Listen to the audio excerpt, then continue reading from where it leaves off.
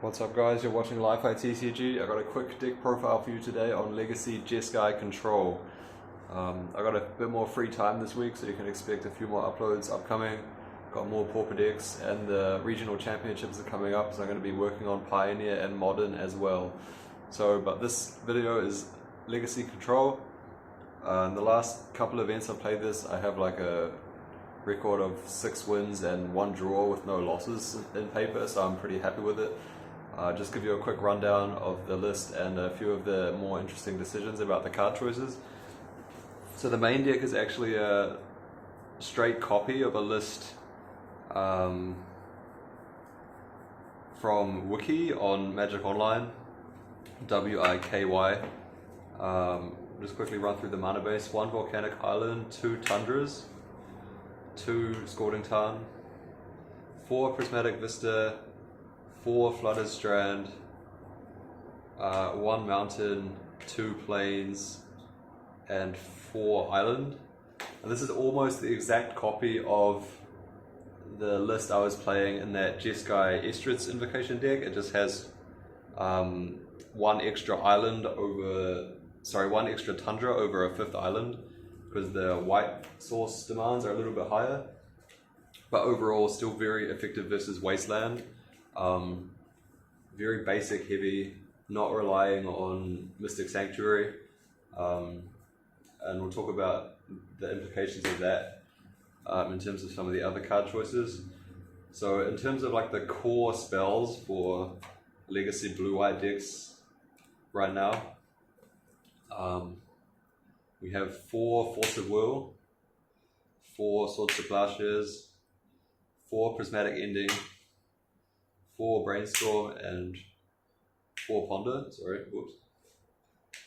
So pretty much every blue-white deck in Legacy should be playing all of these, and you might as well add the 2 Force of Negation to that list as well. It's pretty stock at this point. Maybe you could find a way to argue against playing 6 Forces main deck, but I think at this point it's pretty established. It's a good thing to be doing, so nothing to be surprised about so far. Then the slightly more flexible options. 4 Narset and 1 Days Undoing. So this was the combo that sort of became popular with Hull Breacher as a way to sort of combo versus matchups where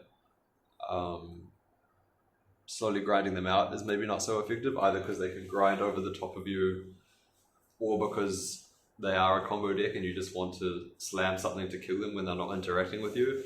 I'm not playing any Hull Breacher in this list because you want to be able to dodge creature removal. I think that's pretty valuable in like the blue-white mirrors, to have a deck that just fully dodges Swords to Plowshares, for example. Some people might think 4 Narset is a bit too many, but it's just like the best kind of divination effect the deck can play. As a control deck, you really want to generate 2-for-1s. The double impulse plus the passive is really strong. You're not sad about drawing multiples, because after you down tick it twice, you can just play another one to legend rule the old one and then keep activating it. So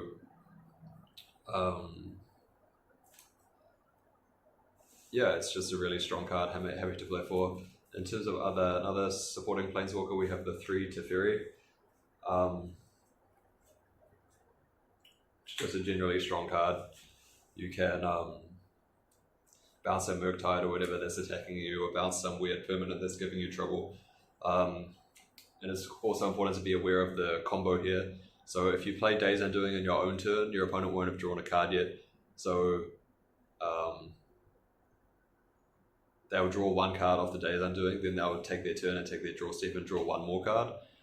If you have Teferi in play when you do this combo, you plus the Teferi and then you play their Days Undoing in their draw step. So they've already drawn the card for their draw step. So when you Days Undoing, they'll draw 0 cards off it. Then you take your turn again. So that's the better way to do it. I'm sure if you've played Legacy over the past few months, you're aware of that, but it's just a cool trick to know about. Then in terms of other interaction spells, we have 2 Supreme Verdicts, 3 Dress Down, and Flusterstorm. I quite like playing Supreme Verdict. I think it's a pretty strong card. It's nice to have sweepers in the main deck. And it's a bit more anti-synergistic with Mentor or like Murktide, for example, which you see as the main like divergence in terms of control builds in Legacy, and we'll talk about that a bit later. But it's always good to have sweepers versus like Elves. 8 cast is good versus that. D&T, it can be a strong option as well. Even versus Blue-Red Delver, just having an uncounterable, even if this only kills 1 Murktide, that's still good enough.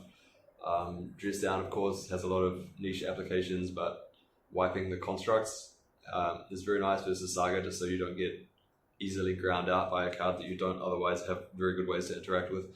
And then the Flusterstorm is just a nice main deck card for when you're trying to go for the like Days Undoing combo, or protect one of your win conditions, another one of your win conditions from a counter spell. Usually you can find something to use it for in the matchup, and because like all of your other cards are so generically useful, like just removal spells and cantrips and things, your Brainstorms aren't taxed that much, so it's okay to have 1 or 2 like more situational reactive cards in your main deck. And then the actual win conditions, we have 2 Shark Typhoons and 2 Jace the Mind Sculptor. So it's a bit controversial right now whether Jace is quote unquote outdated, especially in the metagame right now where the blue decks are getting very popular and people are playing main deck Pyroblast again. But you have so many targets for Pyroblast in your deck anyway, like all of the Planeswalkers, the Days Undoing.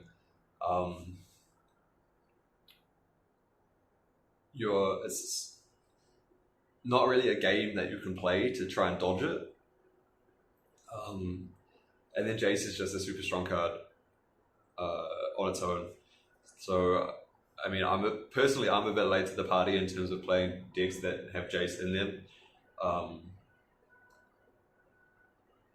This is relatively recent foray into that aspect of Magic for me, but obviously I played against the card a lot,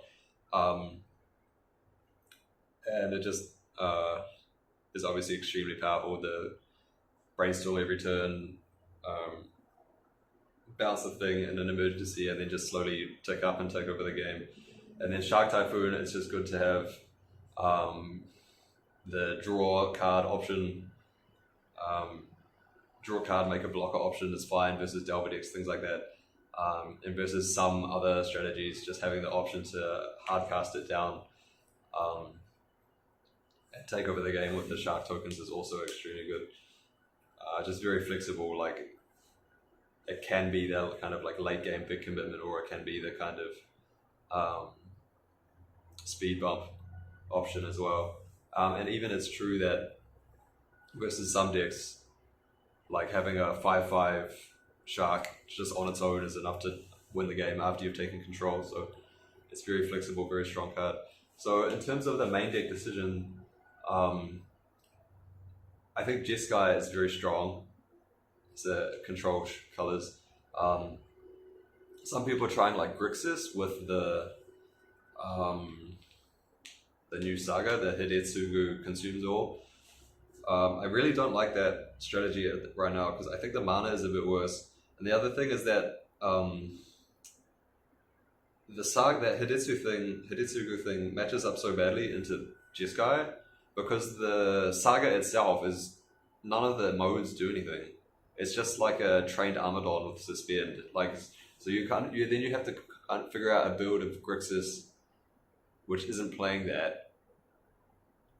So then you probably have to play like a ton of dress downs to have game versus Urza Saga rather than the Hidetsugu thing. And then once you do that, like you're playing a bunch of dress down in a deck with no Teferi. Like it really doesn't seem to work out that well. And then the Bant is okay just because Uro is so strong. But the issues with that are that that doesn't line up too well into Jeskai either, because it gets shut down by Narset really hard and you don't have Pyro. So, like, in a vacuum, it's really good because Uro is just such a powerful card, but it's pretty poorly positioned.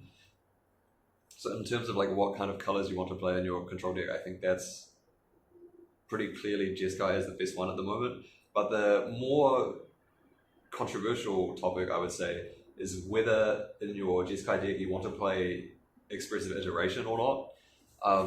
Obviously this list that I've showed you doesn't have it because that's the entire 60 I've just laid out for you. But there are builds of Jeskai that do have the expressive iteration. So to sort of accommodate that, you have to change the mana base because you need red a lot earlier. So you can't play quite so many basics. Usually they play a Mystic Sanctuary, which has good synergy with the expressive iteration itself. And they also usually play like a plateau because of the red source demands. So that's a bit tricky. And because of that effect on your mana, and because expressive iteration is a bit worse with very expensive sorceries, that build of the deck really can't play Supreme Verdict. And then again, because you're not playing Supreme Verdict and you effectively have a much higher density of spells that cantrip because of the expressive iteration, usually that deck plays Monastery Mentor as a win condition rather than Jace. So all of these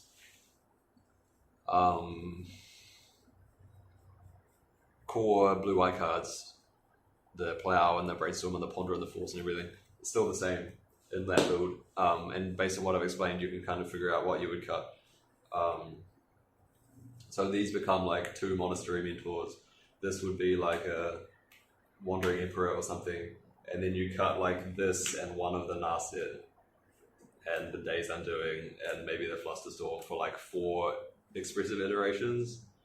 And then you sort of play a deck that looks a bit like this. So I do agree that expressive iteration is obviously a very strong card, quote unquote, in a vacuum. It's a good source of card advantage and selection and everything at a very decent rate. But I think the effect on the mana base it has and that it prevents you from playing Supreme Verdict is a thing that I'm not so much of a fan of. I really like being able to have the that play pattern of like sweep it into Jace. I don't think it's quote unquote like as outdated as some people claim it is. Making the mana base slightly worse versus Wasteland decks is also something I'm not super keen on. And then putting creatures in your deck, main as like the Mentor win condition, for example. Yeah, people talk about playing no Jace in order to dodge Pyro, but you're going to put Mentor in your deck to like get hit by a Plow and the control mirrors. Like, it just doesn't seem that great to me overall. So like if in some alternate universe expressive iteration cost like blue and white instead of blue and red, definitely you would find some way to incorporate it into this. But just skewing your mana away from white early, which makes it harder to use. It also makes it harder to use Plow reliably on turn 1 and 2, especially with trying to make sure you resolve Verdict on time. But not only the Verdict aspect, but just in general. So or you can make it work, but then it makes your mana base more susceptible to Wasteland, etc. So I think it's probably very close in terms of which is better, but the way it makes sense to me and my experience playing with this deck doesn't make me tempted to try the expressive iteration version. I'll put it that way. So that's all I will really say on that topic, because otherwise I think I'm going to start repeating myself. Onto the sideboard, which I also have some slightly more interesting choices. Because again, that main deck is just a straight copy of, I think his name is Angelo Cadei. I'm not sure how to pronounce the Italian surname, or Angelo, mispronouncing his first name as well. Angelo Cadei, who is Wiki, W-I-K-Y on Magic Online. That's just a copy of his deck. So he plays online and in paper as well. So in the sideboard, I have the requisite Pyroblasts, obviously very good in the format right now, and one of the main reasons to play red in your control deck. Some people play more copies of this, but I think that's a bit overkill. It's obviously good, a good card, but I have a lot of uses for the other sideboard slots. And when you only have one mountain and the one volcanic, and you can get wasted off the volcanic in some of the matchups where you're boarding in pyros, oftentimes you get into situations where you're flooded on pyros and you get into like a stack war in a crucial turn, and because you don't have enough red sources you can't cast them all. So they do have diminishing returns a little bit, but they're obviously very strong. That's why I'm playing 4. Another backup sweeper in the sideboard, I have 1 Pyroclasm. So some people are playing Kozilek's Return instead of this. Or sometimes is it Staticaster as well. Is it Staticaster I don't like because I think it's important that it does 2 damage. Kozilek's Return again is fine. You have the upside that it's colorless versus Giver of Runes or Mother of Runes, things like that. And the fact that it's instant can come up. I just wanted the 2 mana one because a lot of people in my area recently have been playing the like mono black Saga deck, Saga Depths or whatever. And I just wanted another way to like kill Bob on turn 2, or deal up with like Bob and Voidwalker and stuff like that. So yeah, I think it's very close because the colorless aspect of the Kozilek's Return is fine, but you can play around the mother effects because you have Dress Down in your list anyway. So I think the 2 mana thing is quite strong, but it's very close. You can, if whatever you think is better, but I think it's a good use of a sideboard slot to just have 1 extra effect like that. Then I have Graveyard Hate, 2 Surgicals. You can play like a Rest in Peace. Well, no, I wouldn't play Rest in Peace actually because the other sideboard card you'll see in a minute. So Surgical is just Best versus Reanimator, Strong versus Uro, etc., etc. You can play a 3rd one, and Wiki does do that, but I'm playing mostly in paper, and decks like Reanimator are a bit less popular in real life than they are online, I think. So I've been happy with just the 2 Surgicals. We have non-basic hate. We have 1 Blood Moon and 1 Ruination. If you haven't been following paper recently, Blood Moon became much worse because a lot of the decks where you want to use Blood Moon, they will have a basic forest and the new Beseiju who shelters all. No, that's not what it's called. Beseiju who endures, to just easily kill this. So you need another way to hate basic lands, which is why we're playing Ruination. Again, I'm playing both just because they do slightly different functions and because decks that they hit are really popular in my metagame. So people either play like very funky multicolor control decks that get hurt when they get cut off their colors, or the like Cloud Post decks are also very popular where I play. So I think 2 slots on this effect is not bad. You can also board the Moon in versus like Delver decks as well, or Death Shadow, and they don't really have very good ways of dealing with it, especially if they're on the build of Delver without the island. But if you were going to play just one of these, I'd probably play the Ruination because of the reason that I stated. Against a lot of the decks where you really want the non-basic hate, so like lands-based decks, Blood Moon doesn't cut it anymore because it just gets killed by Beseiju too easily. Then in the other terms of hate cards, we have the hate for the weird non-creature permanents. So we have the 1 Energy Flux and 1 Serenity. So Energy Flux, of course, great versus quote-unquote the 8-cast deck, that mono blue affinity, whatever you want to call it. And Serenity is also very good there as well, because not only does it kill all the artifacts, but Urza Saga itself is an enchantment, so Serenity will kill that as well. Serenity is also quite nice versus Death and Taxes. Not only does it clean up all the Aether Vial and any equipment and stuff, it also kills Spirit of the Labyrinth because it's an enchantment. So, yeah, and then if you like have a Fringe Enchantress deck or something in your metagame, it will also deal with that. Versus the Chalice of the Void decks, you have another thing that kills artifacts. So yeah, it's just a decent card all around. Again, I'm happy using 2 slots on this. Depending on your metagame, you might not think that's necessary. If I was only going to play one of that effect, it would probably be the Energy Flux.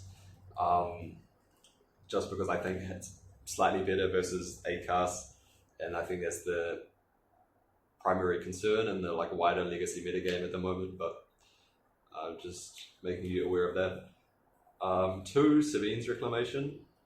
So when I said that you don't want to play Rest in Peace, this is mostly the reason why. Because against some control matchups you want the graveyard hate, but you also really want the flashback of this to grind out advantage. So some people are playing like a split of one of these and one Timeless Dragon. I don't think that's correct, because the ceiling on Timeless Dragon is so much lower than the ceiling on this. So the good thing about Timeless Dragon is that the why do I keep saying quote unquote? That's very distracting. The good thing about Timeless Dragon is that the cycling effect on it, the front half of the card, you might say, is uncounterable and it's cheap. So you can very easily convert it into a land and get your plan going. The downside of the Timeless Dragon is that the token you get off the Eternalize is relatively more low impact than the double Unearth you get off the Sevinne's flashback. So not only do you see you have things like Serenity or Energy Flux or Blood Moon that are often very strong cards to get back if they destroy or counter them, or Serenity even blows itself up. You have all of the Planeswalkers, your Narset and your Teferi, and you have the Dress Down to target as well. It's very, very powerful. Like, it feels so good when you flash this back. You get back Teferi and Dress Down. You draw a card off the Dress Down. You minus the Teferi, bounce your Dress Down. Then later on, you can replay the Dress Down. You drew 3 cards. You got the Teferi. It's very powerful, and it's very hard to interact with because the cast trigger off the flashback needs an extra counterspell. You can't stop the whole thing just with one force or whatever. So yeah, that's very good. And it also combos with the last 2 cards I'm going to show you, one of them anyway, which is a Brightling and a Hydroblast. So people often play one creature in their sideboard, which is a thing that control decks sometimes do, because you expect your opponent is going to be boarding out either some or all of their removal, which makes strong creatures much tougher to deal with. And often the creature used in that role is Monastery Mentor, which is a very powerful card. Can quickly generate tokens. The tokens and itself get large very easily when you have all the cantrips and things. And that will quickly take over a game. And presumably your opponent can't answer it very easily because, again, they boarded their removal out. So the reason why I'm not playing Mentor here, firstly, because I'm the build of the deck that's not playing Expressive Iteration. I don't have so many cantrips and ways to trigger their prowess. So that's maybe a slightly minor consideration, but I think it's worth pointing out. The other factor is that in paper, which is this is an experience you can't get on Magic Online because the card actually isn't there, is that all of the Delver players are playing Maddening Hex. This is a 3-mana enchantment, 1 red, or a curse.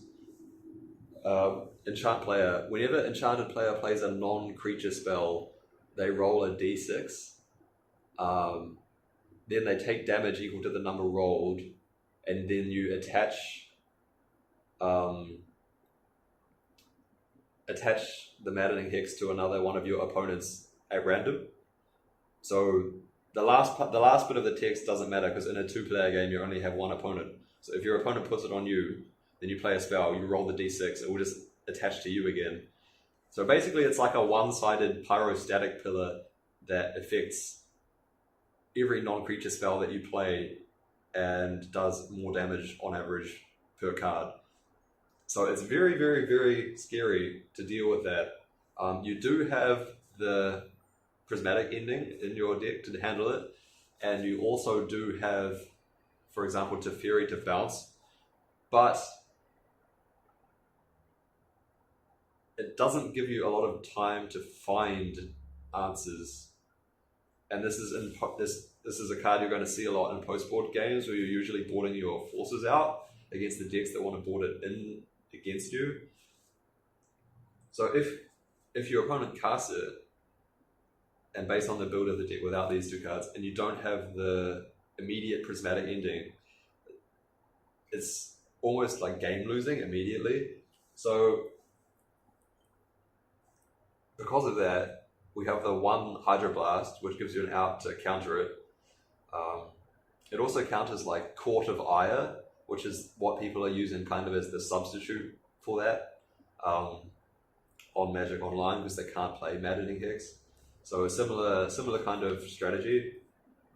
You just want the Hydroblast to have a hard counter for the weird red card that they're boarding in against you.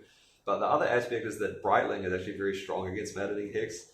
Firstly, it's a creature, so it doesn't trigger the Maddening Hex itself. Mentor also wouldn't do that. But Mentor asks you to cast a bunch of non-creature spells to make the tokens. Brightling can just attack and block. And if they try to kill it, you can bounce it and replay it again. And again, you're not triggering the Maddening Hex. So it's a threat that doesn't care about Maddening Hex, which is not the same as Mentor. And the other great thing about Brightling, of course, is that you can give it lifelink with its own ability. So you can gain life, give yourself a life buffer. That will allow you to cast a few spells through the Maddening Hex, either to remove the threat that they just played. You know, you Pyroblast their Murktide, you take your 4 damage or whatever dice you rolled, then you attack and you lifelink and you gain the life back. Then next turn when they play another threat, hopefully you have the thing to kill that, then you gain some more life back again. So you're effectively like neutering that Maddening Hex.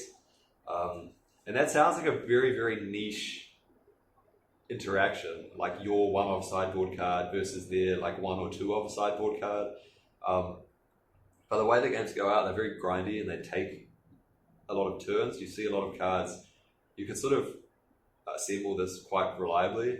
In the last 2 matches I played versus Delver decks, that exact situation has come up where I've beaten an on-board Maddening Hex with the lifelink and the combat from the Brightling. So that's just a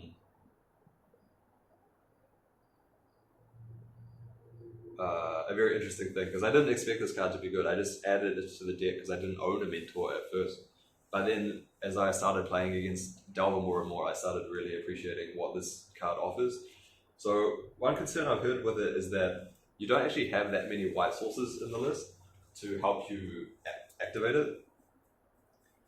So you have the double plains and the 2 tundras. So for example, if your opponent wastes you off one of your tundras, say you only have 2 plains, you tap both of your plains to cast this. Now you don't have white mana anymore, so you can't activate it to bounce it, to save it from removal. Now that is a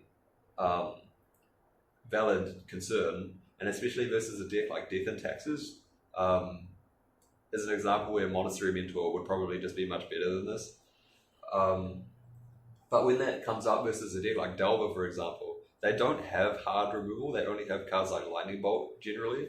So you don't need a white mana to protect it in that case, because you could just pay a colorless mana to buff its toughness, make it a 2/4, and then they can't bolt it anyway.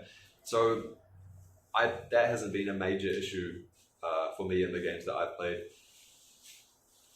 I'm still really impressed with Brightling, and again, if I was going to play in a tournament tomorrow, this is what I would play. So I hope you enjoyed that discussion of Jeskai Control. Whether you think the decision to not play Expressive Iteration is extremely misguided. I've seen some people on Twitter literally saying that like anybody trying to convince you to play Control without EI is like a scam. So if you have any good argument for or against that concept, then please let me know. But yeah, personally, I've been very happy with this list, and I don't see a reason to deviate at the moment. But I would be willing to hear any arguments otherwise. Again, just let me know in the comments. I've got more content coming up, probably Pauper decks, because that's what I've been sort of tinkering with most recently. But again, I want to get into both Pioneer and Modern soon as well, because that's what the regional championship qualifier formats are coming up locally. So if you have any thoughts, questions, again, just let me know in the comments, like and subscribe, all of that good stuff. This has been Li-Fi TCG, signing out.